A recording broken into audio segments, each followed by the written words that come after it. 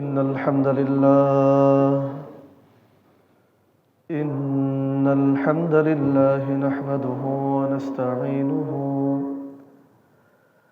من يهده الله فلا مضل له ومن يضلل فلا هادي له أشهد أن لا إله إلا الله وحده لا شريك له وأشهد أن محمدًا عبده ورسوله أما بعد فإن خير الحديث كتاب الله وخير الهدي هدي محمد صلى الله عليه وسلم وشر الأمور محدثاتها وكل بدعة ضلالة وكل ضلالة في النار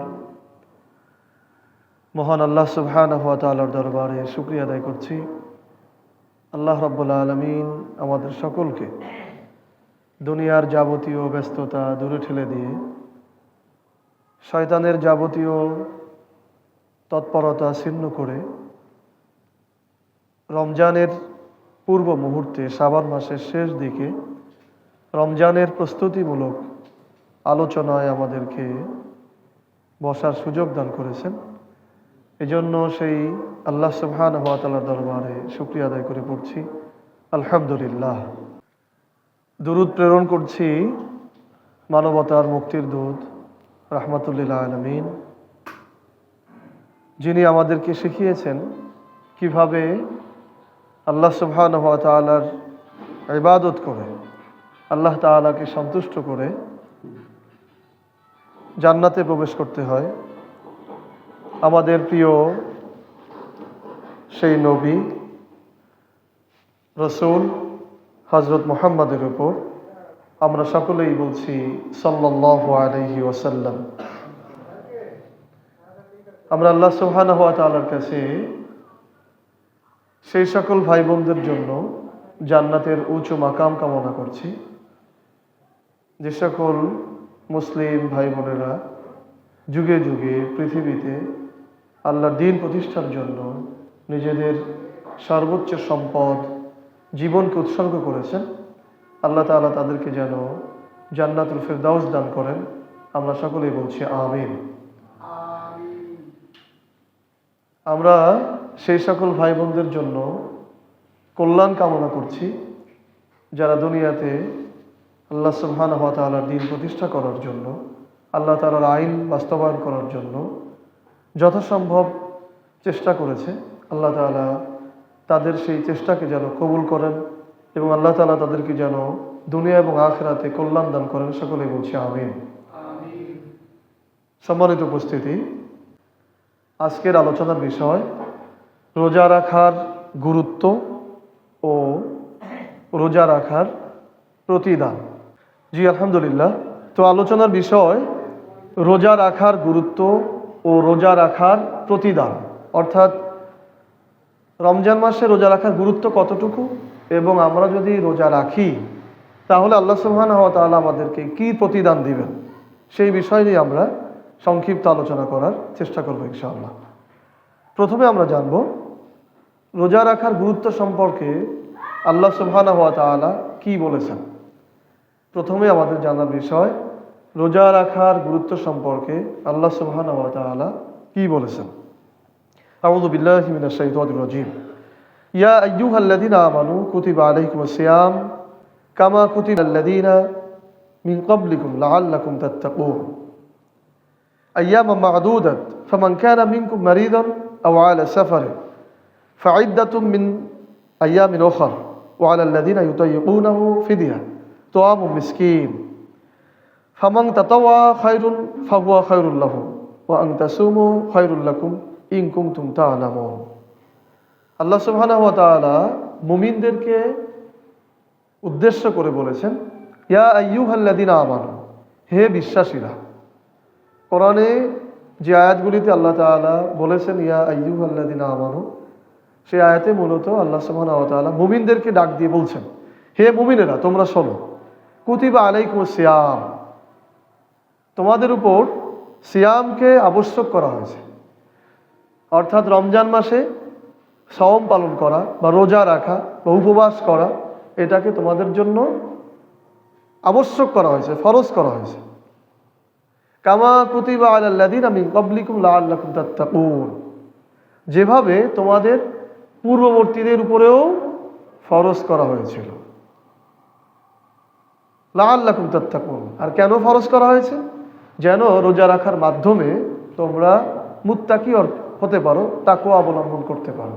যদি আমরা আয়াতের একটু বিশ্লেষণ করি, সেটা হলো সওম পালনের মাধ্যমে কিভাবে মুত্তাকি হওয়া যায়। এটার বিশ্লেষণ হলো এই যে সাধারণত আমরা যারা মানুষ, আমরা পানাহারে বিশ্বস্ত, অর্থাৎ খাবার খাবো, পানি পান করবো, এটা আমাদের নিত্য প্রয়োজনীয় প্রতিদিনকার কাজ। আমরা প্রতিদিন কতবার পানি খাই, কত খাবার গ্রহণ করি, এটার কোনো ঠিক নাই। কিন্তু আমরা যখন সওম পালন করব, তখন ফজর থেকে শুরু করে নিয়ে মাগরিব পর্যন্ত আর কিছুই খাবো না, আমরা একেবারে না খেয়ে থাকবো। এবং পাশাপাশি আরেকটা কাজও আছে, মানুষ হিসাবে মানুষের জৈবিক চাহিদা, এটা একটা প্রয়োজনীয় বিষয়, সেটাও মানুষ যে কোনো সময় প্রয়োজন মনে করতে পারে। কিন্তু রমজান মাসে আমরা যখন সওম পালন করি, তখন কিন্তু এইটা কার্যকর করার কোনো সুযোগ নেই। তাহলে আমাদের দুইটা জিনিস প্রয়োজন, খাবার প্রয়োজন, আবার জৈবিক চাহিদার প্রয়োজন। তো রমজানে রোজা থাকার কারণে আমরা সকাল থেকে সন্ধ্যা পর্যন্ত এই দুইটা থেকেই বিরত থাকি। কেন থাকি? যে আল্লাহ সুবহানাহু ওয়া তাআলা আমাদেরকে নিষেধ করেছেন যে ফজরের শুরু থেকে নিয়ে সুবহে সাদিক থেকে শুরু করে আর মাগরিব পর্যন্ত, সন্ধ্যা পর্যন্ত তুমি কোনো কিছুই গ্রহণ করতে পারবা না। না তোমার শরীরের প্রয়োজনে খাবার গ্রহণ করতে পারবা, পানীয় গ্রহণ করতে পারবা, না তোমার মনের চাহিদা পূরণের জন্য জৈবিক কাজ করতে পারবা। এই দুইটা কোনোটাই করতে পারবা না, আল্লাহ তাআলার নিষেধ। আর আমরা যারা মুমিন, আমরা এই নিষেধের কারণেই অনেক প্রয়োজন থাকা সত্ত্বেও আমরা খাবার গ্রহণ করি না, অনেক পিপাসা থাকা সত্ত্বেও আমরা পানি পান করি না। যুবকদের অনেক চাহিদা থাকার পরেও জৈবিক প্রয়োজন মিটায় না। কেন? এক্ষেত্রে আল্লাহ তাআলা আমাদেরকে নিষেধ করেছেন। তো এক মাস আমরা এই নিষেধের কারণে আমাদের প্রয়োজন থেকে বিরত থাকি। তার মানে এখানে একটা প্রশিক্ষণ হলো এই যে আল্লাহ সুবহানাহু ওয়া তাআলা নিষেধ করেছেন, তাই আমরা এটা করছি না।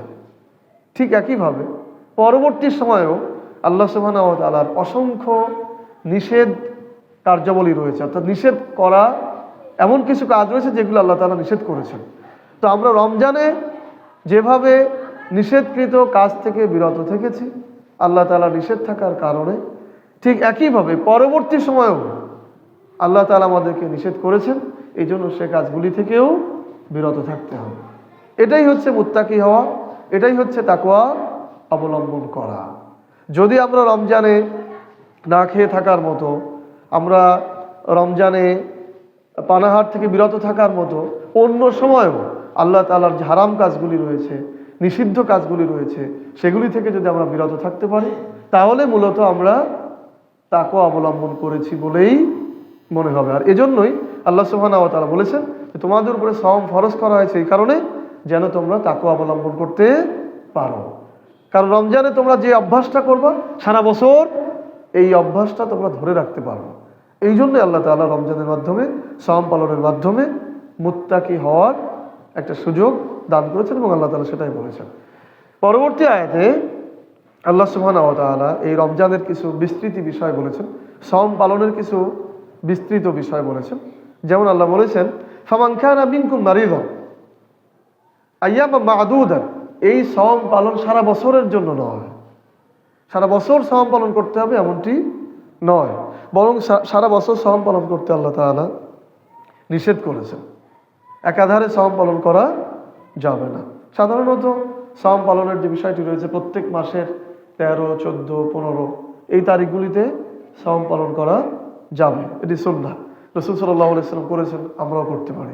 কিন্তু কেউ যদি সিদ্ধান্ত নেয় যে এই রমজান থেকে আগামী রমজান পর্যন্ত সারা বছর সওম পালন করবে, এটা সুন্নাহর বাইরের কাজ। এজন্য আল্লাহ সুবহানাহু ওয়া তাআলা বলেছেন তোমাদের উপরে যে সওম পালন করা, যেই সওম আবশ্যক করা হয়েছে আইয়াম মা'দুদাত, সেই সওম হচ্ছে নির্দিষ্ট কিছু দিনের জন্য।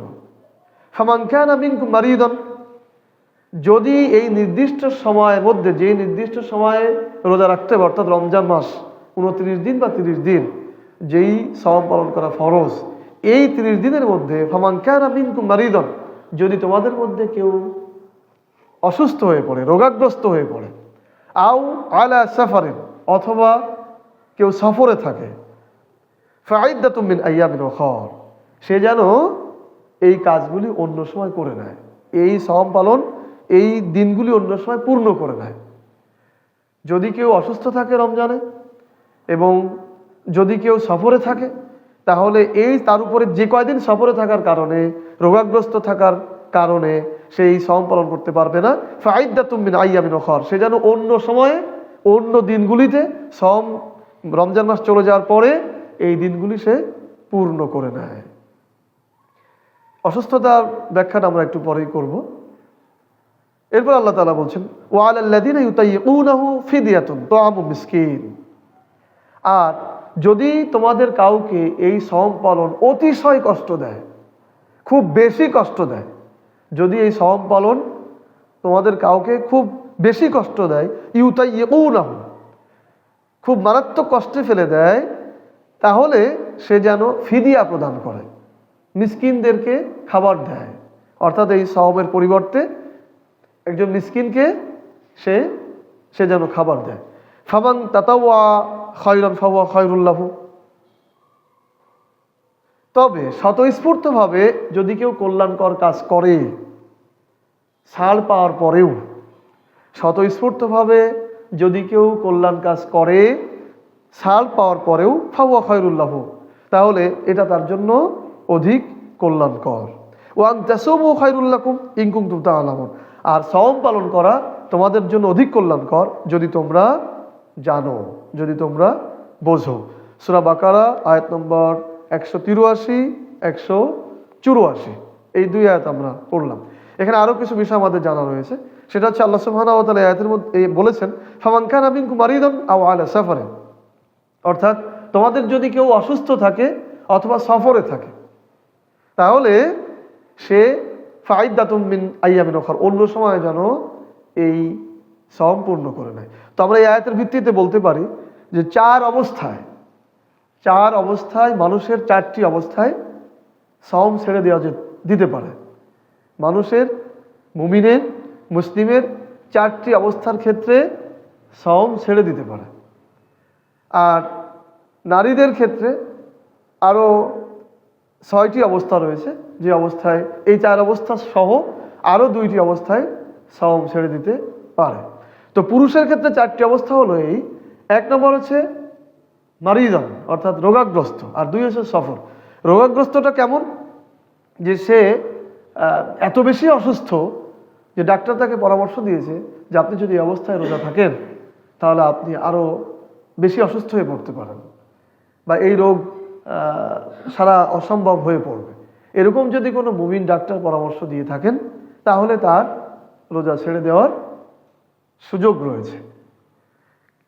কিন্তু সাধারণ যেন তেন অসুস্থতায়, যে একটু গ্যাসের সমস্যা বা একটু পেটে ব্যথার সমস্যা, এটা তার মানে মনের উপরে নির্ভর করবে, যে সামান্য অসুস্থতাই কিন্তু সে সওম ছেড়ে দিতে পারবে না।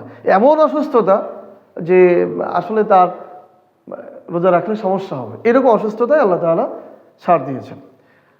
আও আলা সাফারিন, আর সফরের অবস্থায় এমন জায়গাতে আছে যে সেখানে তার জন্য সেহরি করা, ইফতার করা বা রোজা রাখাটা তার জন্য অনেক কষ্টকর, এমন সফর অবস্থায় আছে, দূরে আছে, সেক্ষেত্রেও সে ছেড়ে দিতে পারে। তবে এই 2 অবস্থায় সে অন্য সময় আবার সওম পালন করে নিবে। তাহলে 4 অবস্থার 2 অবস্থা হচ্ছে এই, যে সে ছেড়ে দিতে পারবে কিন্তু পরবর্তীতে আবার এটা আদায় করবে, সেটা হলো সাময়িক অসুস্থতা এবং সফর।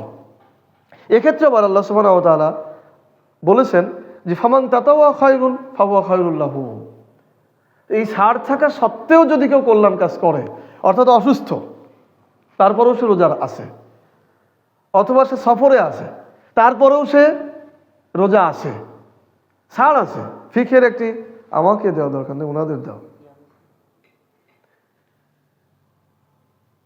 ফিকের একটি পরিভাষা হচ্ছে আজিমাত আর রুখসাত, অর্থাৎ আল্লাহ তাআলা কোনো বিষয়কে আবশ্যক করে দিয়েছেন আর কোনো কোনো বিষয়কে ছাড় দিয়েছেন। তুমি করতেও পারো, নাও পারো, কিন্তু আজিমত যেটা আল্লাহ তাআলা একেবারে করতেই বলেছেন এটা করতে হবে। তো এখানে অসুস্থ অবস্থায় এবং সফর অবস্থায় আল্লাহ তাআলা ছাড় দিয়েছেন।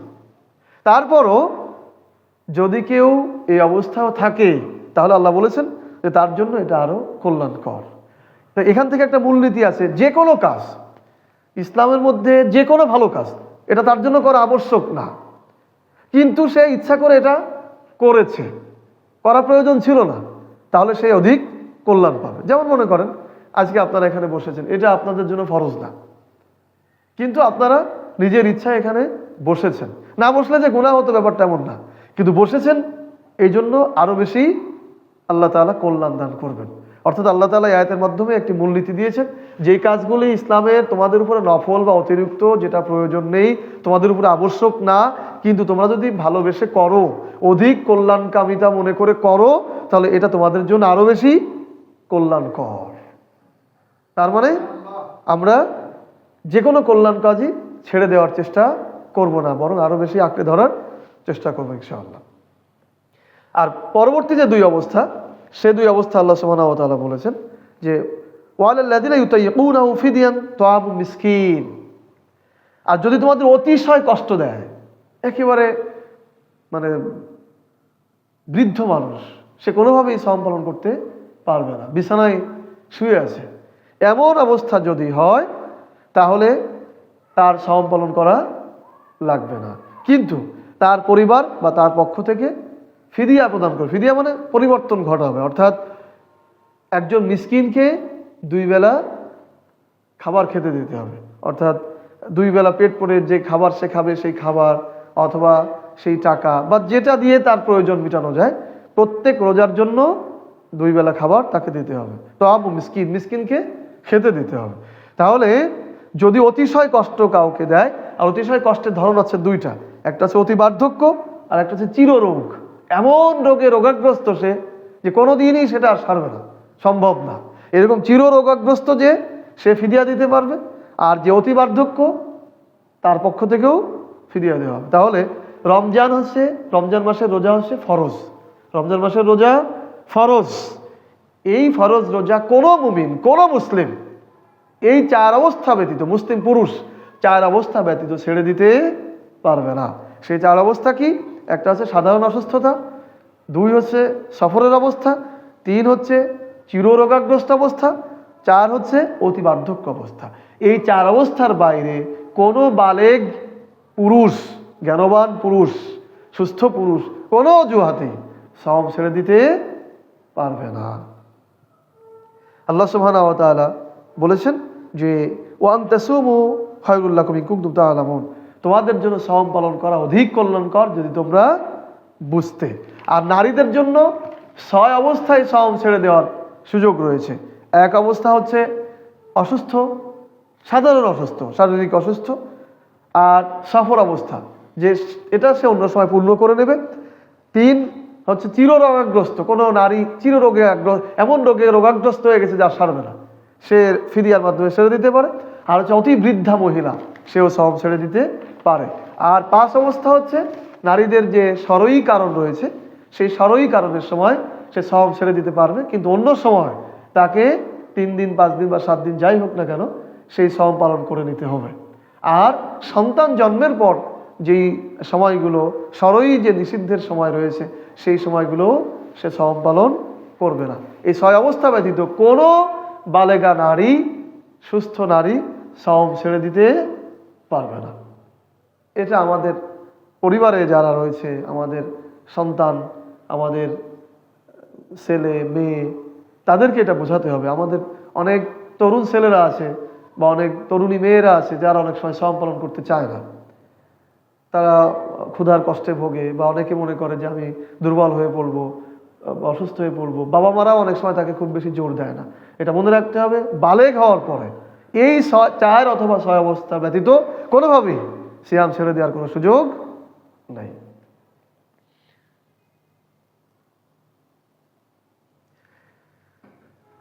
রমজানে যদি কেউ একটা রোজা ছেড়ে দেয়, রমজানের যে ফরজ রোজা রয়েছে তার যদি একটা রোজা ছেড়ে দেয়, তাহলে সারা জীবন ধরেও যদি ওই একটা ফরজ রোজা আদায় করতে চায়, সেটা সমমান কোনোদিনই সম্ভব নয়। আবু হুরায়রা রাদিয়াল্লাহু তাআলা আনহু থেকে বর্ণিত একটি হাদিস, মান আফতারা ইয়াওমা মিন রমাদান মিন গায়রি উযুরিন ওয়ালা মারিদ লাম ইয়াকদিহি সিয়ামুদ দাহরি ওয়া ইসামাহু, রাওয়াহুল বুখারী। বুখারী শরীফের হাদিস, যে কোনো ব্যক্তি যদি বিনা প্রয়োজনে একটা সাওম ছেড়ে দেয়, তাহলে সারা জীবন ধরেও সিয়ামুদ দাহরি, সারা জীবন ধরেও যদি সে ওই ফরজ রোজাটাকে আদায় করতে চায়, তাহলে সেটা সমতুল্য কোনো দিনই হবে না। তাহলে কত গুরুত্বপূর্ণ বিষয়। এই জন্য আমরা যারা তরুণ আছি, আমরা কখনোই সাওম ছেড়ে দেব না, এবং আমাদের পরিবারে যারা আছে তাদেরকেও এটা জানাবো যে একটা সাওম যদি তুমি ইচ্ছাকৃতভাবে ছেড়ে দাও, সারা জীবন ধরে সাওম পালন করলে এটা সমান হবে না। আর যদি কোনো কারণে এটা ভেঙে দেওয়া লাগে, তাহলেও তোমাকে তার কাজ আদায় করার জন্য একাধারে 2 মাস সাওম পালন করতে হবে, এবং 2 মাসের মধ্যে যদি তুমি একটা ছেড়ে দাও, তাহলে আবার 2 মাস পালন করতে হবে। কত গুরুত্ব। এই জন্য আমাদের পরিবারে এই আলোচনাগুলো করা খুবই জরুরি। আয়েশা রাদিয়াল্লাহু তাআলা আনহা থেকে বর্ণিত হাদিস, যে উনি বলেছেন, আমাদের সময়ে মায়েরা তাদের ছোট শিশুদেরকে সাওম পালন করাতো, এবং ইফতারের সময় আসলে যখন তারা কান্নাকাটি করত, তখন আমরা তাদেরকে খেলনা দিয়ে বা কাপড়ের তৈরি পুতুল দিয়ে তাদেরকে ভুলায় রাখতাম ইফতারের আগ পর্যন্ত, যেন তারা ইফতার পর্যন্ত ক্ষুধার যন্ত্রণার কথা ভুলে থাকে। এভাবে মায়েরা তখন সাওম পালন করানোর জন্য অভ্যস্ত করাতেন। এই জন্য আমরা যারা মা রয়েছি, আমাদেরও উচিত আমাদের যে সমস্ত ছেলেদের বয়স 9 বছর, 10 বছর, 11 বছর, বা মেয়েদের বয়স এরকম 10 বছর, 11 বছর, তাদের সাওম পালন করানোর জন্য অভ্যস্ত করা, যাতে একবারেই তারা কষ্টের মধ্যে পড়ে না যায়। প্রিয় উপস্থিতি, আমরা মোটামুটিভাবে সিয়ামের কিছু বিধান জানলাম, গুরুত্ব বুঝলাম যে সিয়ামের, রমজানের গুরুত্বটা কত বেশি। আমরা এরপরে কোনো একদিন আলোচনা করব রমজান মাসের গুরুত্বটা কেন হলো। তো আজকে আমরা রোজার গুরুত্ব এবং রোজার রাখার প্রতিদান সম্পর্কে জানবো। তো রোজার গুরুত্ব আমরা জানলাম, এখন আমরা জানবো রোজা রাখলে প্রতিদান কি, প্রতিদান আল্লাহ তাআলা কি দিবেন, সেই বিষয়ে আমরা জানবো ইনশাআল্লাহ। রোজার ব্যাপারে আরেকটি কথা বলা প্রয়োজন, সেটি হচ্ছে রোজা ছাড়া আমরা যদি সাওম বলি, তাহলে সাওম যেহেতু কোরআনের ভাষা, আমাদের সওয়াব হবে। রোজাও বলতে পারবেন, তবে সাওম বললে সওয়াব হবে। রোজা একটা প্রচলিত ভাষা, এটা বোঝানোর স্বার্থে বলা যেতে পারে। তো আমরা সাধারণত সাওম বলার চেষ্টা করবো ইনশাআল্লাহ। তো রোজা রাখার প্রতিদান আল্লাহ সুবহানাহু ওয়া তাআলা, কোনো ব্যক্তি, কোনো মুসলিম মুমিন, সে যদি সাওম পালন করে, তাহলে আল্লাহ তাআলা কি প্রতিদান দিবেন সেই বিষয়ে আমরা জানি। যদি কোনো মুসলিম পরিপূর্ণ ঈমানের সাথে আল্লাহ তাআলাকে যেভাবে বিশ্বাস করতে হয়, যেভাবে ঈমান আনতে হয়, আমার আসলে ঈমানের কথা বলতে গেলে আমার একটা বিষয় বিশ্লেষণ না করলেই হয় না। সেটা হলো, আমরা সাধারণত জানি 7 বিষয়ের উপরে ঈমান আনতে হয়। আমানতু বিল্লাহি ওয়া মালাইকাতিহি ওয়া কুতুবিহি ওয়া রাসূলিহি ওয়াল ইয়াউমিল আখিরি ওয়াল কদরি খায়রিহি ওয়া শাররিহি মিনাল্লাহি তাআলা ওয়াল বা'সি বা'দাল মাউত। তাই না? আল্লাহর প্রতি বিশ্বাস, ফেরেশতাদের প্রতি বিশ্বাস, পুনরুত্থান দিবসের প্রতি বিশ্বাস, নবীদের প্রতি বিশ্বাস, ভালো তাকদীরের ভালো মন্দের প্রতি বিশ্বাস, এই 7 জিনিসের প্রতি যদি কেউ বিশ্বাস স্থাপন করে, তাহলে তাকে আমরা ঈমানদার মনে করি। পাশাপাশি আরেকটা বিষয় কিন্তু আমাদের জানা উচিত, সেটি হচ্ছে আমানতু বিল্লাহ, আল্লাহর প্রতি বিশ্বাস মানেটাকে। যদিও আপনারা এখানে দীর্ঘদিন আলোচনা শুনেছেন, আপনারা জানেন, তারপরেও আবার এটা একটু পুনর্জীবিত করার জন্য, বা যারা রেকর্ড শুনবে তাদের বোঝানোর জন্য, যে আমানতু বিল্লাহ, আল্লাহর প্রতি ঈমান। আল্লাহ এক, অদ্বিতীয়, তিনি আমাদের হিসাব নিকাশ নেবেন, তিনি জান্নাতের মালিক, জাহান্নামের মালিক, তিনি আমাদের রিজিক দাতা, তিনি আমাদের মৃত্যু দিবেন, সৃষ্টি করেছেন। এই পর্যন্তই যদি আমরা সীমাবদ্ধ রাখি, সেটা কিন্তু পরিপূর্ণ ঈমানদার হলো না, বা পরিপূর্ণ ঈমান আনা হলো না। পাশাপাশি আমাদের আরেকটি বিষয় অবশ্যই মনে রাখা দরকার, যে আমরা আল্লাহ তাআলা যে সার্বভৌম ক্ষমতার অধিকারী, আর সার্বভৌম ক্ষমতার অধিকারী যিনি, তিনি মূলত আইনদাতা হন। তার আইনই আমাদেরকে মেনে চলতে হবে বা মানার ব্যবস্থা করতে হবে। আল্লাহ তাআলার আইনের প্রতি বিশ্বাস স্থাপন করা, বা আল্লাহ তাআলার আইনই শ্রেষ্ঠ আইন, মানুষ আইন রচনা করার অধিকার রাখে না, এইটার উপরে বিশ্বাস পরিপূর্ণ না হওয়া পর্যন্ত কিন্তু পরিপূর্ণ ঈমানদার হওয়া সম্ভব নয়। তো এই বিষয়টি আমাদের নিজেদের মধ্যে পরিপূর্ণভাবে ধারণা থাকা উচিত, এবং আমাদের প্রজন্ম যারা আসবে, আমাদের পরিবারে যারা আছে, আমাদের সন্তান যারা আসবে, তাদেরকেও এটা জানানো উচিত যে শুধুমাত্র এই ভাষা বিষয়গুলিতে বিশ্বাস করলেই হবে না। আল্লাহ তাআলা সার্বভৌম ক্ষমতার অধিকারী, এবং সার্বভৌম ক্ষমতার অধিকারী যিনি, তার আদেশে আইন, তার আইনই মেনে চলতে হবে। মানুষকে পরিচালনা করার জন্য আইন তৈরি করতে পারে না। এক্ষেত্রে আমরা কঠিন একটা ধোঁকার মধ্যে আছি। এটা যতদিন পর্যন্ত পরিপূর্ণ প্রকাশ না হবে, ততদিন পর্যন্ত কিন্তু মুসলিমদের বিজয় হওয়া সম্ভব নয়। তো আমরা যেটা বলছিলাম যে ইমানের সাথে, পরিপূর্ণ ইমানের সাথে যদি কেউ সিয়াম পালন করে, আল্লাহ সুবহানাহু ওয়া তাআলার পক্ষ থেকে তাকে 3টি পুরস্কার দেওয়া হবে। কয়টি পুরস্কার দেওয়া হবে? 3টি পুরস্কার দেওয়া হবে। অর্থাৎ আমরা আলোচনা করছি রোজা রাখার প্রতিদানকে।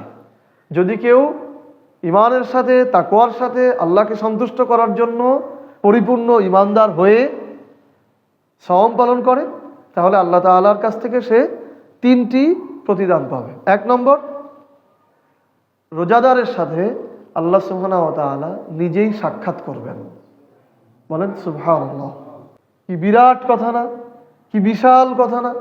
আমরা একজন মানুষ, সাধারণ মানুষ, এখনই অসুস্থ হয়ে গেলে আমরা এত বেশি দুর্বল হয়ে পড়ব যে সেটা তুলনাহীন।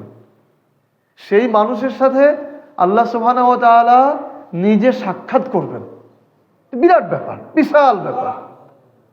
তো যারা রোজাদার, প্রথম প্রতিদান হচ্ছে আল্লাহ তাআলা তাদের সাথে সাক্ষাৎ করবেন। রাসূল সাল্লাল্লাহু আলাইহি সাল্লাম বলেছেন, লিসাইমি ফারহাতানি ইয়াফরাহুহুমা ইযা আফতারা ফারিহা ওয়া ইযা লাকিয়া রাব্বাহু। রোজাদারের জন্য 2টি আনন্দ, সাওম পালনকারীর জন্য 2টি আনন্দ।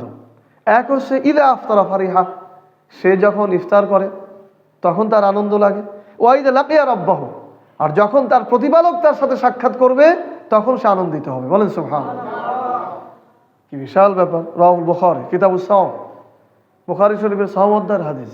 রোজাদারের আনন্দ 2 সময়, এক হচ্ছে ইফতারের সময়, 2 হচ্ছে এই রোজাদারের সাথে আল্লাহ সুবহানাহু ওয়া তাআলা নিজে যখন সাক্ষাৎ করবেন তখন সে আনন্দিত হবে। বলেন সুবহানাল্লাহ। 2 নম্বর প্রতিদান হচ্ছে আল্লাহ সুবহানাহু ওয়া তাআলা রোজাদারকে নিজেই পুরস্কার দান করবেন। অন্যান্য আমলের পুরস্কার অন্যান্যভাবে দেওয়া হবে, আর রোজাদারের পুরস্কার, সাওম পালনকারীর পুরস্কার আল্লাহ তাআলা নিজে দিবেন। সাক্ষাৎ করবেন রোজাদারের সাথে, তো আল্লাহ তাআলা যার সাথে সাক্ষাৎ করবেন তাকে কিছু না কিছু দিবেন। যে কারোর সাথে সাক্ষাৎ হলে আল্লাহ তাআলা তাকে কিছু দিবেন। তো আল্লাহ সুবহানাহু ওয়া তাআলা বলেছেন, আস-সাওমু লি ওয়া আনা আজজি বিহি। আল্লাহ তাআলা বলছেন আস-সাওমু লি, সাওম হচ্ছে লি মানে আমার জন্য, ওয়া আনা আজজি বিহি, আর এর প্রতিদান আমি নিজে আল্লাহ রাব্বুল আলামিন দেব। বলেন সুবহানাল্লাহ। এখানে একটি বিষয় হচ্ছে আস-সাওমু লি কেন বলা হলো? রোজা আমার জন্য, এটা বলা হয়েছে এই কারণে যে মানুষ আরাম প্রিয়, কষ্ট করতে চায় না, কিন্তু যখন সে সাওম পালন করে তখন সারাদিন সে কষ্ট করে, ইচ্ছা করলে সে খেয়ে নিতে পারে, পানি খেতে পারে, খাবার খেতে পারে, ঘরের মধ্যে খেতে পারে, কিন্তু খায় না কেন? যে আল্লাহ দেখে ফেলবেন। তো আমার বিশ্বাস আছে যে আমি পাহাড়ের মধ্যে থাকলেও আল্লাহর দৃষ্টি, আল্লাহর জ্ঞান সেখানে পৌঁছে যাবে। আর এটাই কিন্তু আল্লাহর ভয়, এটাই সাওমের শিক্ষা, এটাই তাকওয়া।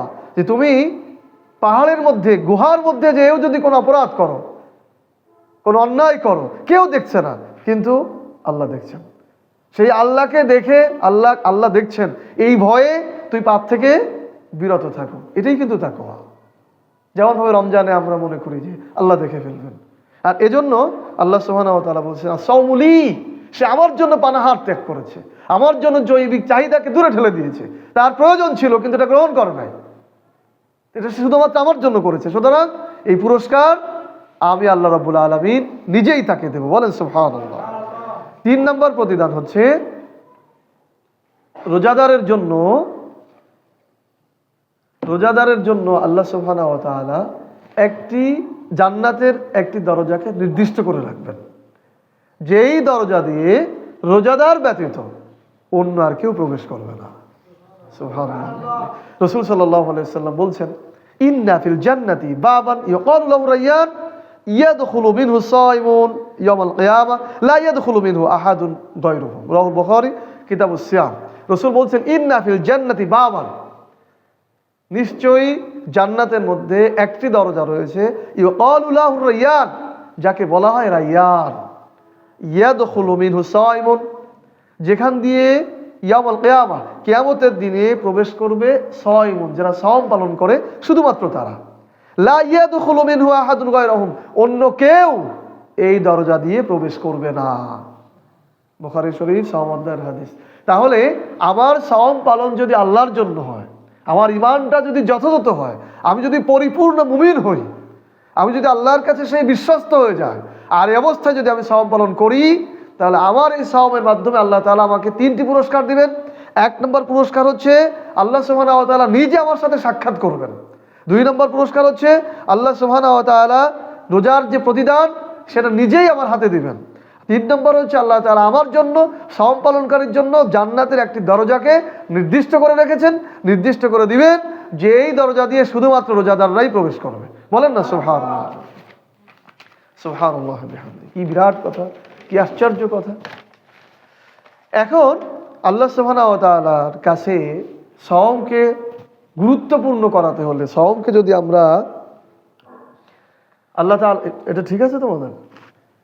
আল্লাহ সুবহানাহু ওয়া তাআলার কাছে সাওমকে যদি গ্রহণীয় করাতে হয়, তাহলে করণীয়টা কি?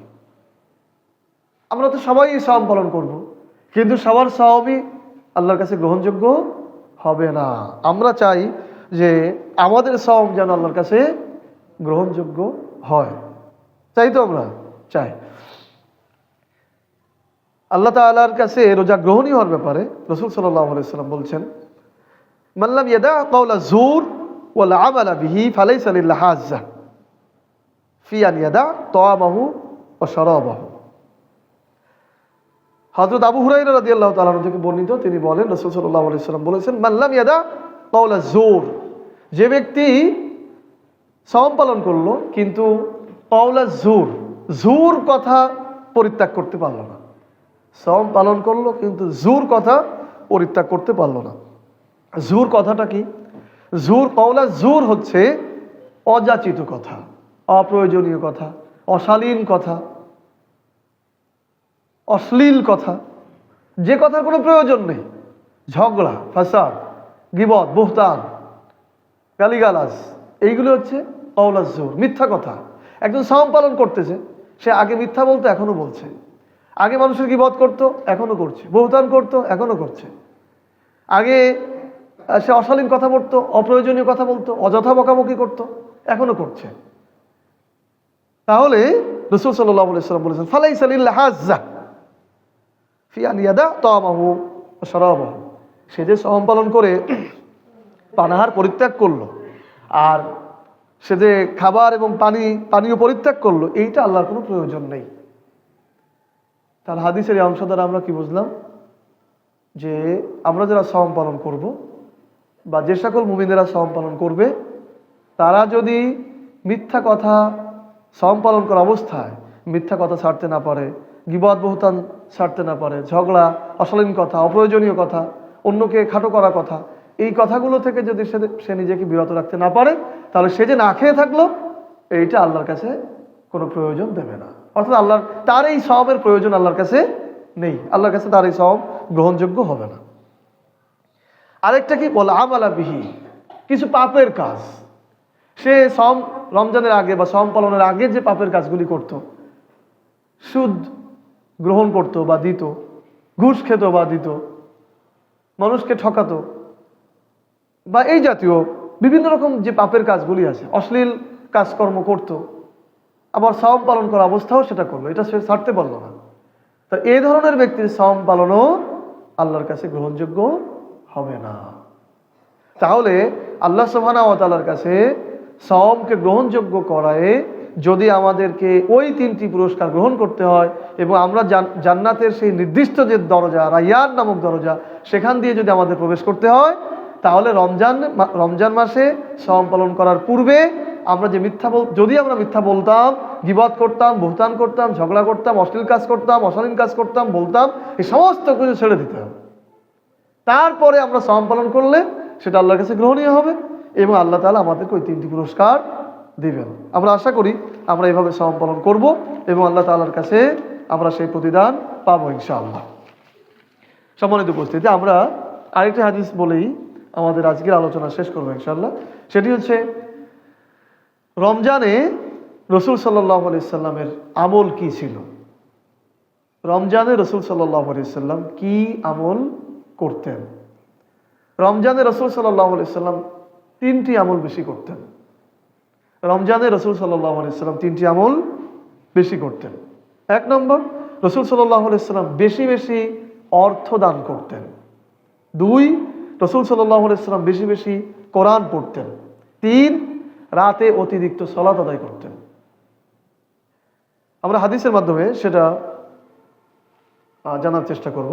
কারণ নবী সাল্লাল্লাহু আলাইহি সাল্লাম আজওয়াদ আন-নাস বিল খায়র ওয়া কানা আজওয়াদ মা ইয়াকুনু ফি রমাদান হিনা ইয়ালকাহু জিবরিল ওয়া কানা জিবরিল ইয়ালকাহু কুল্লা লাইলাতিন ফি রমাদান হাত্তা ইয়ানসালিখা ইয়ারজু আলাইহি নবী সাল্লাল্লাহু আলাইহি সাল্লাম কুরআন।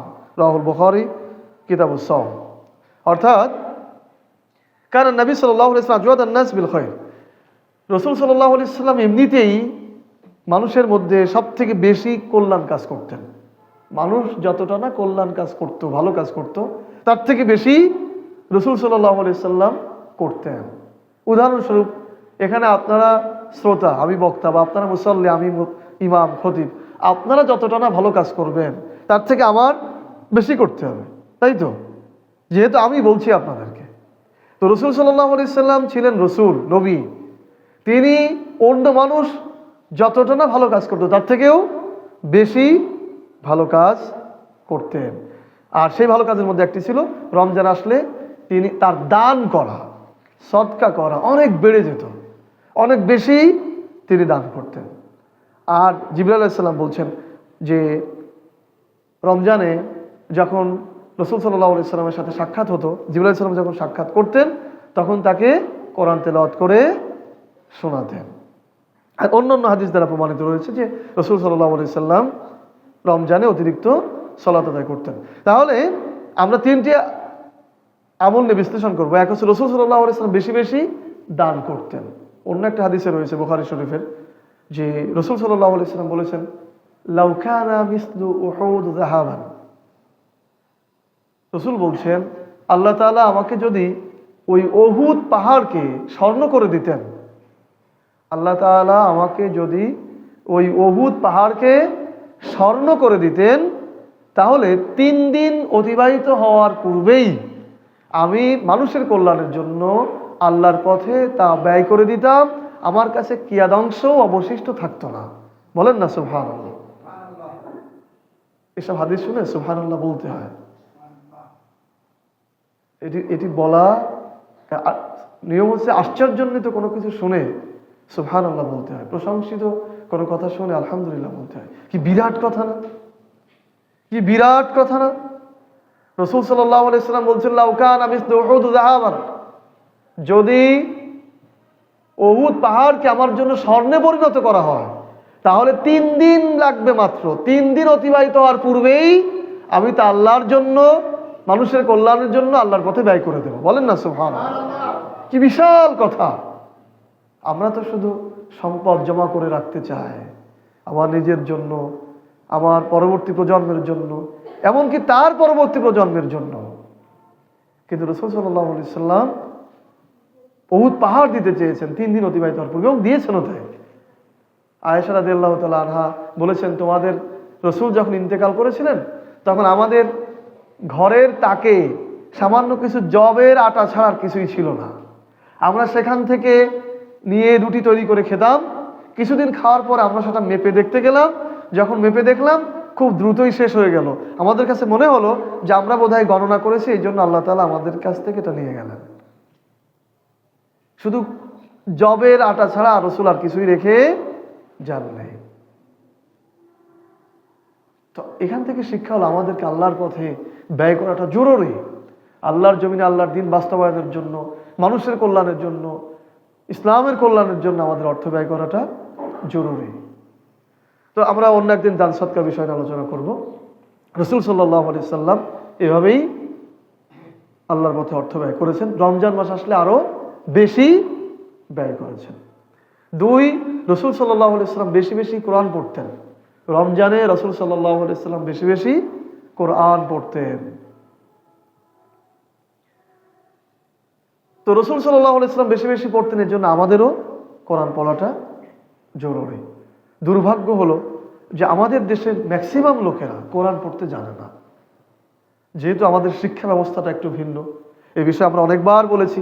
যেহেতু আমাদের দেশে ব্রিটিশি শিক্ষা ব্যবস্থা এখনো প্রচলিত আছে, এই শিক্ষা ব্যবস্থায় ক্লাস 1 থেকে নিয়ে মাস্টার্স পর্যন্ত পড়লেও যদি আলাদাভাবে সে না শেখে, যদি মক্তবে না পড়ে, যদি কোনো ইসলামী সংগঠনের সাথে না থাকে, শুধু স্কুলে পড়ে, আসলে কোরআন পড়ার সুযোগ নেই। আপনি যাচাই করে দেখবেন, আপনার ছেলে যদি বিএমএ পাস করে থাকে, তার কাছে জানতে চাইবেন, সে কোরআন পড়তে পারবে না। আবার মক্তবেও সেইভাবে পড়াশোনার ভালো সুযোগ নেই, ঠিকমতো আসে না, সময় হয় না, সেখান থেকে ভালো শিখতে পারে না। এই জন্য আমাদের দেশের ম্যাক্সিমাম লোকেরাই কোরআন পড়তে জানে না। এটা আমাদের দেশের মুসলিমদের জন্য একটা বড় দুর্ভাগ্য। বাংলাদেশে ইসলামপন্থী দল বিজয় অর্জন করতে না পারার পেছনে এটা একটা বড় কারণ, যে বাংলাদেশের মানুষ কোরআন পড়তে জানে না। কোরআন যখন পড়তে জানে না, তখন সে কোরআনের অর্থ জানে না। কোরআনের অর্থ যখন সে জানে না, তখন কোরআনে যে আল্লাহ তাআলার আইন আছে, বিধান আছে, রাষ্ট্র ব্যবস্থা আছে, অর্থ ব্যবস্থা আছে, এইগুলোও তারা জানে না। তখন যখন আলেম ওলামাগণ, ইসলামপন্থী দল এই কোরআন দিয়ে রাষ্ট্র পরিচালনা করতে চায়, তখন সাধারণ শিক্ষায় শিক্ষিত যারা বা যারা কোরআন জানে না, তারা বলে এটা তো রাজনীতি করে ওরা, তো যেখানে হোক সমর্থন এক জায়গায় দিলেই হবে, ভোট এক জায়গায় দিলেই হবে। এই জন্যই কিন্তু ইসলামপন্থীরা হেরে যাচ্ছে বারবার। কিন্তু আজকে যারা কোরআন বুঝেছে, কোরআনের আইন শাসন ব্যবস্থা বুঝেছে, এটা যদি বাংলাদেশের সকল মুসলিমরা বুঝে যেত, তাহলে সমর্থন ইসলামপন্থীরাই বেশি পেত। ঠিক না? ঠিক বলেন।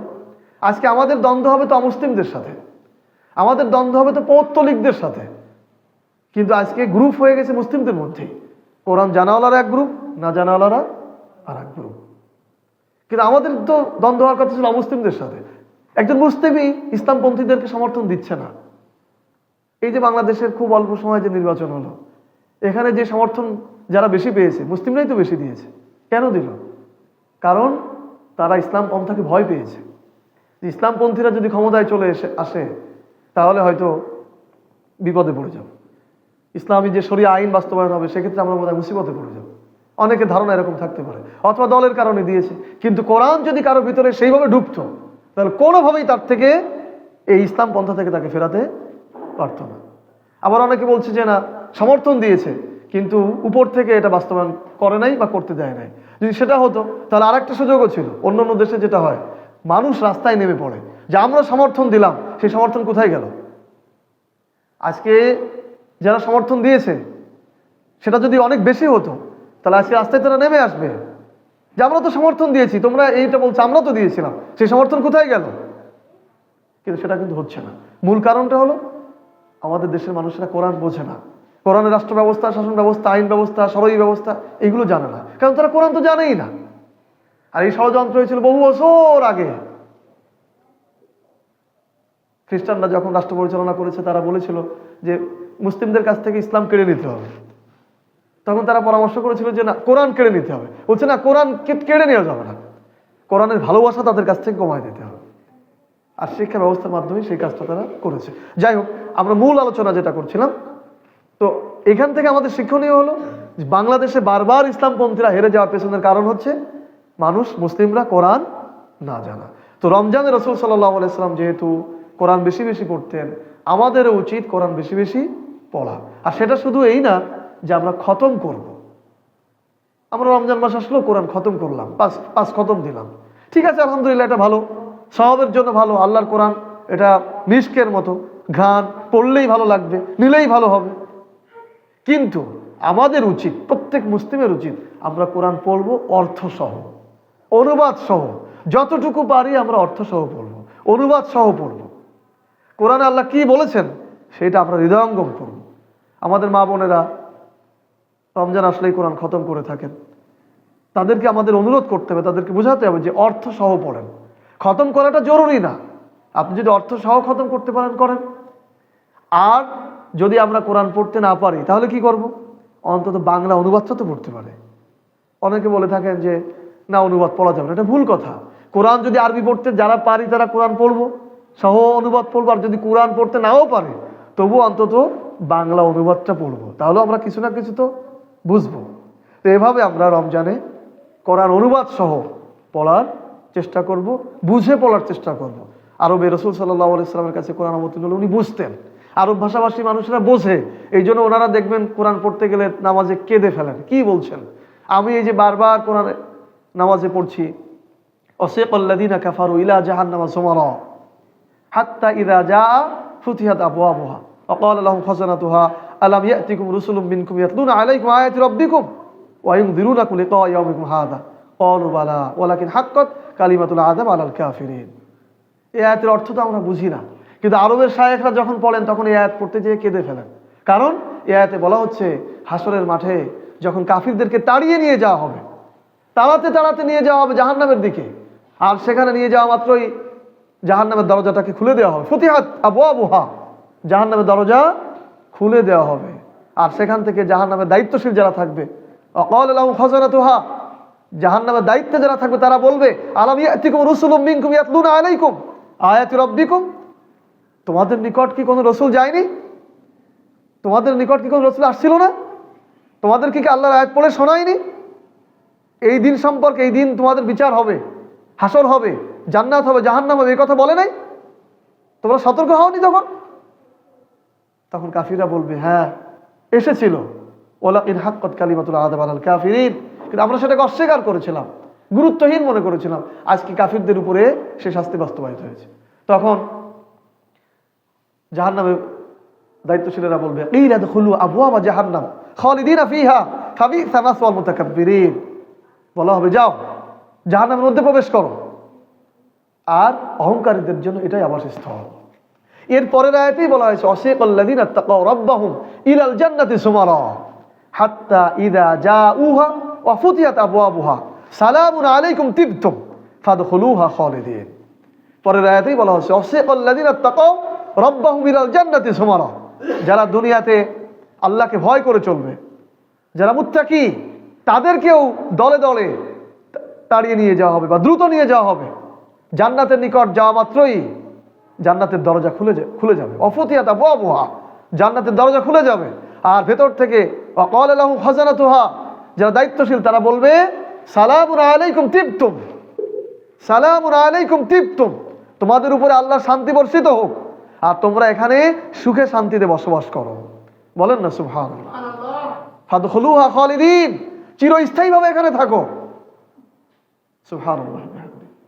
এরপরে যারা জান্নাতে প্রবেশ করবে, এই আমরা যারা জান্নাতে প্রবেশ করবে, আমরা বলবো ওয়াকালু আলহামদুলিল্লাহ, ওয়াকালু আলহামদুলিল্লাহ, সকল প্রশংসা আল্লাহ, আল্লাযী সাদাকানা ওয়াদাহু, তিনি প্রশংসার মালিক, যিনি আমাদের সাথে যে ওয়াদা দিয়েছিলেন সেটা তিনি সত্য করেছেন, সেই প্রতিশ্রুতি তিনি রেখেছেন।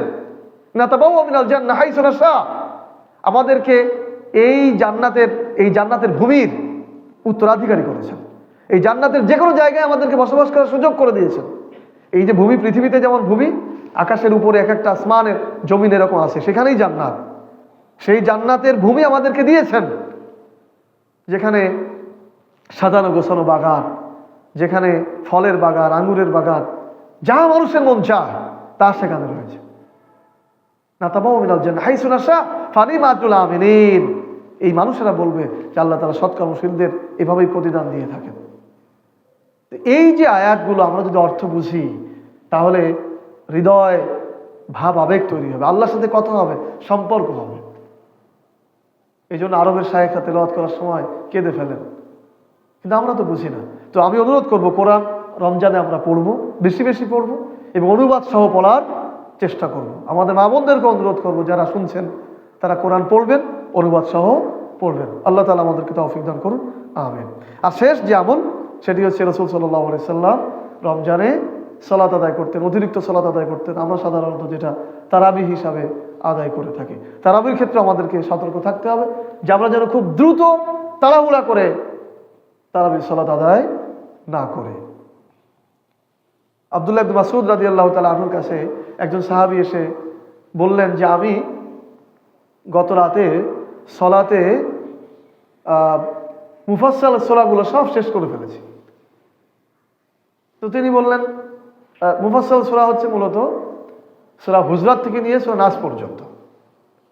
তো অনেকগুলি সূরা, 51 নম্বর সূরা থেকে শুরু করে 114 পর্যন্ত অনেকগুলি সূরা। তো আব্দুল্লাহ ইবনে মাসউদ রাদিয়াল্লাহু তাআলা বলছেন যে তুমি সব শেষ করে ফেলেছো? হ্যাঁ তাই। তাহলে তুমি কবিতার মতো ফড়ফড় করে পড়েছো, মানে গুরুত্বহীনভাবে পড়েছো। এই জন্য তারাবিতে আমরা শুধু রাকাত সংখ্যা শেষ করব, শুধু সূরা সংখ্যা শেষ করব, এমনটা যেন না হয়। কিছুটা সুন্দর যেন হয়।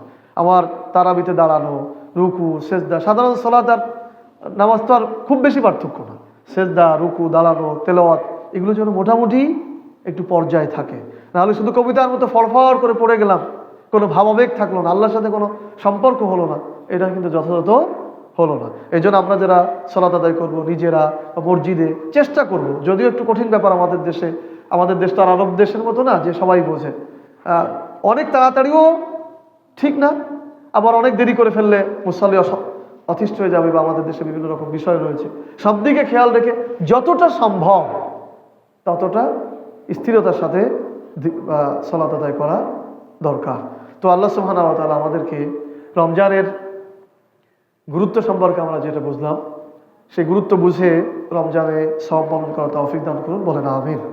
এবং রমজানের যে প্রতিদানের কথা শুনলাম, আল্লাহ তাআলা যেন আমাদেরকে সেই প্রতিদান দান করেন, বলেন আমিন। আর রমজানে রাসূল সাল্লাল্লাহু আলাইহি ওয়াসাল্লাম যে আমলগুলি করতেন, আমরা যেন সেই আমলগুলি সুন্দরভাবে করতে পারি। আল্লাহ তাআলা আমাদেরকে তৌফিক দান করুন, আমিন। সুবহানাকাল্লাহুম্মা ওয়া বিহামদিকা আশহাদু আল্লা ইলাহা ইল্লা আনতা আস্তাগফিরুকা ওয়া আতুবু ইলাইক।